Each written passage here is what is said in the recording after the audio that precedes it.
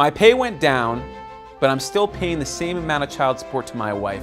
What do I do? This is a huge issue. This happens all the time. And the worst thing you can do is nothing. I'm Steve Kramer, and I'm a Florida family law and divorce attorney. Like I said, the worst thing you can do is nothing.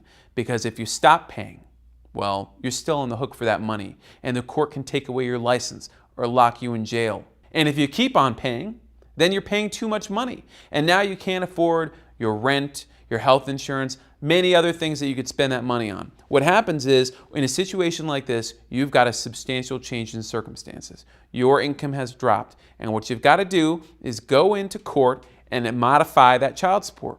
And here's the good thing about when you file one of these cases, and why you don't want to delay, is by filing, you trigger it. You set a mark, and the court can actually go back to the date that you filed and retroactively reduce your child support to that date. So you set a mark. And if you delay, you miss on that. Means you could pay for 10 years and still be on the hook for all that. But if you file the case, now you've set the time. You've started the clock. The key is you want to make sure you pay that support because you don't want to wind up in contempt of court. If you don't pay, even though you're not making as much money, you can lose your license and be locked in jail. And when we go in here to do a recalculation for the modification, we try to figure out what you're really supposed to owe.